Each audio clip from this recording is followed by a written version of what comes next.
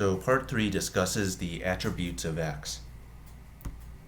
The first row of attributes, so attributes 1, 5, 6, and 9, are ones that are directly necessary for x to have caused the universe. These are called primary attributes. The bottom rows of attributes, so attributes 2, 3, 4, 8, and 7, are necessary for x to maintain its primary attributes. So these are called secondary attributes. Attribute 1 is that x has no cause. We know this is true because if it had a cause, then that cause would be the ultimate cause of the universe, which would violate what we said in the cosmological argument. Therefore, x has no cause. So x being uncaused is our first primary attribute. Attribute 2 is that x had no beginning. We know this is true because if it had a beginning, it would also need a cause, which would violate attribute 1. Therefore, x has no beginning. So here's the updated diagram. Attribute 2 is our first secondary attribute because it is necessary for attribute 1 to remain true. Attribute 3 is that x is not made of matter. Starting with premise 1, all matter is contained in the universe. The universe had a beginning, therefore all matter had a beginning. Therefore, if x was made of matter, then it would need a beginning, but that would violate attribute 2, which is that x has no beginning. Therefore, x cannot be made of matter. By definition, this makes x immaterial. I bolded premise 4, attribute 2, into the conclusion because they form the backbone of this argument. Premises 1 through 3 are merely there to justify premise 4. So this is our updated diagram. Attribute 4 is that the natural laws do not apply to x. Premise 1 states that if the natural laws apply to something, then that thing must be made of matter. This is because the natural laws were penned to describe specifically how matter behaves, not how things that aren't matter behave. So if the natural laws applied to x, then that would be saying that x is made of matter. But that would violate attribute 3, which is that x is immaterial. Therefore, the natural laws do not apply to x, which makes it supernatural. Now let's say that someday they find that the natural laws actually describe some immaterial things, like antimatter or emotions. That would debunk premise 1, in which case I would change premise 1, which is seen in the next slide. Premise 1 states that if the natural laws apply to something, then that something must be contained in the universe. This is because the natural laws describe specifically how the universe behaves. Therefore, if the natural laws applied to x, then that would be saying that x is part of the universe. Moving on to premise 3, we know that the universe has a beginning, so logic states that if x was part of the universe, then it would have a beginning. This violates attribute 2, which is that x has no beginning. Therefore, the natural laws do not apply to x. The bolded lines are the backbone of this argument, while premises 1, 3, and 4 are merely there to support the backbone. This argument may look confusing, but if you focus on just the backbone, it's actually quite simple. It falls into the format of if A, then B, if B, then C, not C, therefore not A. This is our updated diagram where we have attribute 4 arising from both attributes 2 and 3. Attribute 5 is a primary attribute, which is that nothing in the universe is more powerful than x.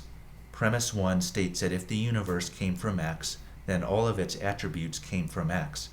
Premise 2 states that the amount of power contained in the universe is an attribute of the universe.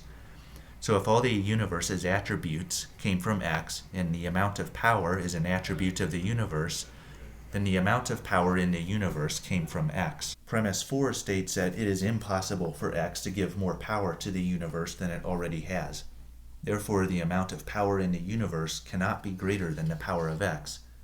Again, premise 4 and the conclusion are the backbone, and premises 1 through 3 are just there to justify premise 4. So if you could concentrate all the energy of the universe, all the supernovas and the black holes and the momentum of the galaxies, that power would still not be greater than the power of x. This by inference makes x very powerful. So we have our second primary attribute filled in here with x being powerful. Attribute 6 is that x caused the universe deliberately.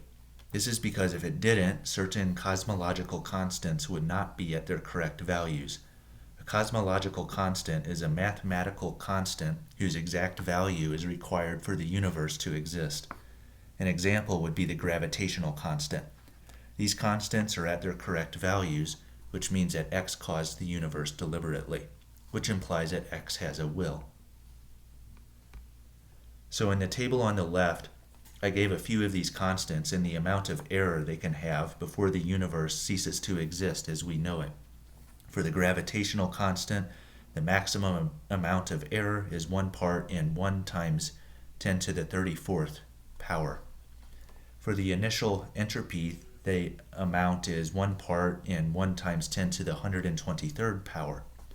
The odds of one of these values being correct is next to 0 if you're doing it by chance, let alone all of them being correct at the same time.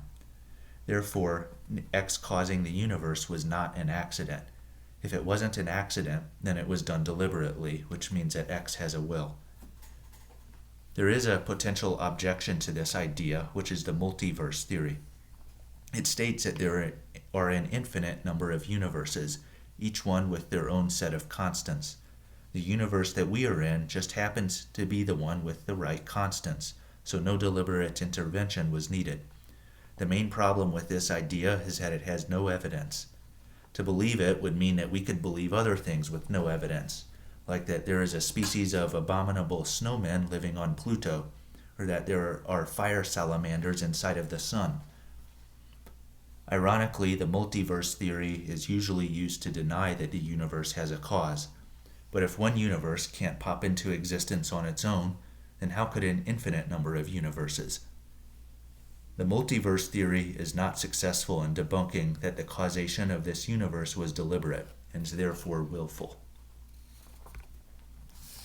In our updated diagram, we have our third primary attribute filled out. Attribute 7 is that x is alive. We know this to be true because something has to be alive in order to have a will. Non-living things do not have wills. Think of any non-living thing, like a rock or a computer. A rock definitely doesn't want anything because it is a rock. And a computer doesn't want anything because it's a machine and does only what it's programmed to do.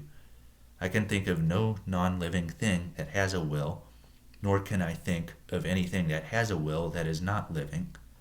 Therefore, x is alive because it has a will. So here we have x being alive coming from the fact that it is willful. Attribute 8 is that nothing in the universe contradicts the will of x. This is because if something could contradict the will of x, then that thing would be more powerful than x. But that would violate attribute 5, which states that nothing in the universe is more powerful than x. Therefore, nothing in the universe can contradict the will of x, which by definition makes x sovereign over the universe. So here we have x being sovereign coming from a combination of its power and the existence of its will. Our last attribute is that x is intelligent. This is because if it was not intelligent, it could not have fine-tuned the cosmological constants to their correct values. Remember that there is almost zero room for error in these constants, so it takes some degree of intelligence to get them right. So here we have our diagram with all of the attributes of x. This is the end of part 3. In part 4, we will summarize the cosmological argument and discuss its implications.